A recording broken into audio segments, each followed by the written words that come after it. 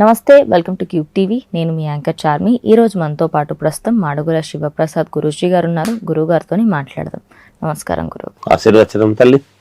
గురువు గారు, ఇప్పుడు మనం ఒక ఎలక్షన్ వస్తుంది అంటే ఎక్కువ మట్టుకి భయపడుతూ ఉంటారు. అమ్మో ఈసారి నేను గెలుస్తానా, లేదా ఈసారి నేను మళ్ళీ సీఎం అవుతానా అని సీఎం క్యాండిడేట్స్ భయపడుతూ ఉంటారు.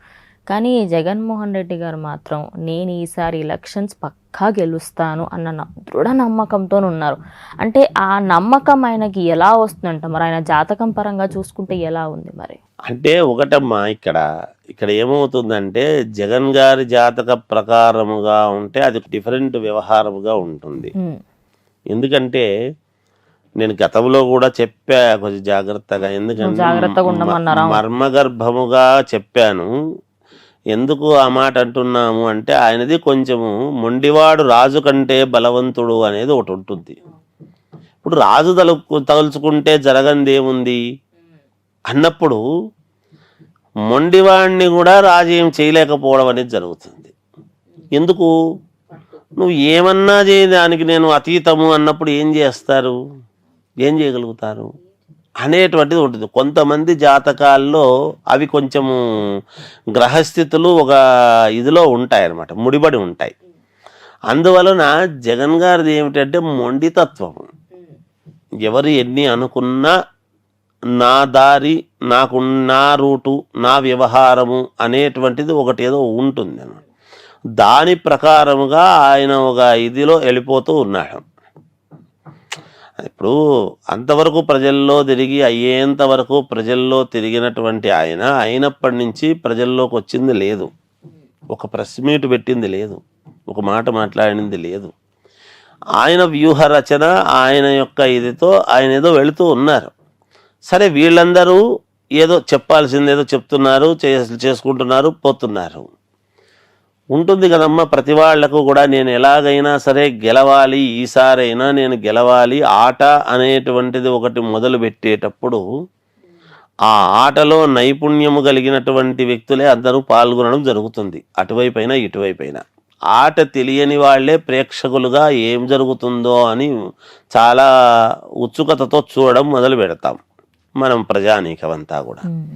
అయితే ఆ ఆట తెలిసినటువంటి వాళ్ళు కూడా అక్కడ ఆడుతూ ఉన్నప్పుడు వాళ్ళ లాఘవము కొద్దీ, వాళ్ళ అనుకూలము కొద్దీ వాళ్ళు గెలవాలనే చూస్తారు.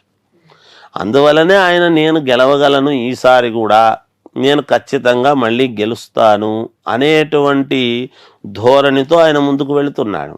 ఆయన పెట్టేటువంటి క్యాండిడేట్లు కావచ్చు, ఆయన ఏదో నేను నవరత్నాలు అందరికీ ఇచ్చినాను కదా, అందరికీ మరి అందాయి కదా, డైరెక్ట్గా నేనే పంపించాను కదా, డైరెక్ట్గా నేనే వేసినప్పుడు నాకు ఎందుకు ఓటేయరు అనేటువంటి ధోరణో ఏదో చెప్తున్నాడు కదా ఆయన. నేను మేలు చేశాను అనుకుంటేనే నాకు వెయ్యండి, లేకపోతే లేదు అనేటువంటి ఏదో చెప్తున్నాడు ఆయన. ఆ ఉద్దేశంతో ఆయన అడుగుతున్నాడు. అందువల్లనే ఆయన నేను గెలవగలను అనేటువంటి ధోరణి ఆయనకు ఉంటుంది. ఉండకుండా ఎలా ఉంటుంది? నేను ఓడిపోతానండి, నేను 4 చోట్లనే గెలుస్తాను ఎవరు అనరు. ఎవరంటారు? ఎవరు అనరు. ఖచ్చితంగా నేను గెలవగలను అనేటువంటి ధోరణితో వైనాట్ 175 అని అంటున్నాడు మొదటి నుంచి కూడా. అది మొట్టమొదటి నుంచి మాట్లాడుతున్నాడు ఆయన, ఈరోజు కొత్తగా అనేది కాదు. అయితే పరిస్థితులు కొన్ని చోట్ల కొన్ని మామూలుగా ఎదురైనా, ఇబ్బందులు ఉండినా నేను గెలవగలను అనేటువంటి ధైర్యం ఆయనకి, ఏదో ఒక ఆలోచన అది ఉండి ముందుకెళ్తున్నాడు కాబట్టి ఆయన అదే మాట్లాడతాడు. అందులో తప్పు పట్టాల్సిందేం లేదు.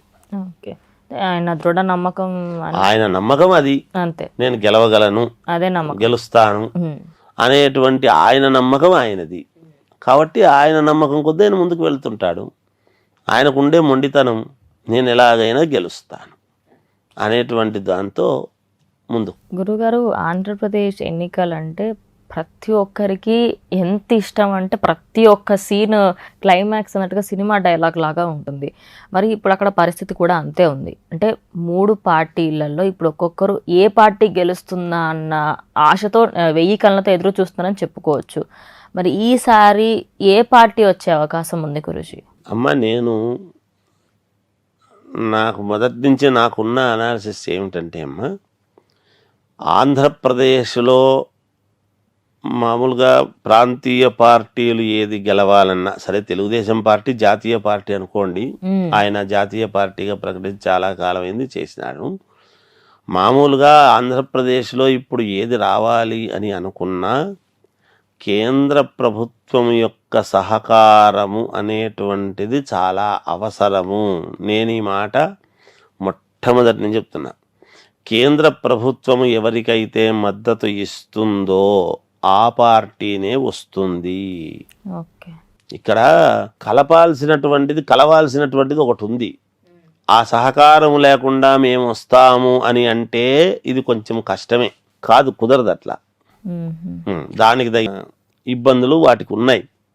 కేంద్ర ప్రభుత్వము ఎవరితో అయితే కలుస్తుందో అది వాళ్ళు ఇంకా కొంచెం ఫలానా వాళ్ళము మేమంతా కలిసి వెళతాము అనేటువంటి భావన ఎప్పుడైతే బహిర్గతం చేస్తారో వాళ్ళు, మూడు మొత్తం మారిపోతుంది వ్యవస్థ అంతా కూడా. అప్పుడు ఆ పార్టీ రావటానికి అవకాశాలు ఎక్కువ.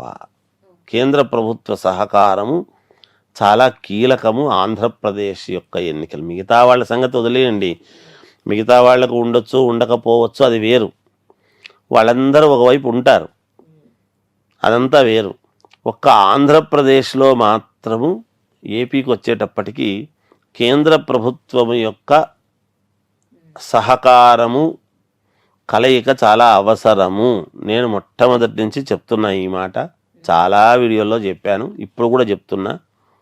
అది ఖచ్చితంగా ఎటువైపు ఎవరికైతే మద్దతు ఇస్తుందో ఆ పార్టీ వచ్చే అవకాశాలు ఉంటాయి, అంతే, సుస్పష్టం. ఇది చాలా చాలా చిన్న పిల్లల్ని అడిగినా చెప్తారు. ఎందుకంటే ఇది మేమేం పెద్దగా అనాలిసిస్ చేయాల్సి అంటే అందరికీ సమర్థులే. ఇప్పుడు సమర్థులు నేను ఇందాక ఏం చెప్పాను, ఇప్పుడు ఒక ఆట ఆడటానికి అందరూ ఆట తెలిసినటువంటి వాళ్ళే ఉంటారు అని చెప్పాను. ఆటను గెలిపించాలి అనుకునేటువంటి వాడు ఎవరు ఎటువైపు ఎక్కువ మార్కులు వేస్తే ఏదో ఒకటి చెప్పి వాళ్ళు ఖచ్చితంగా గెలుస్తారు.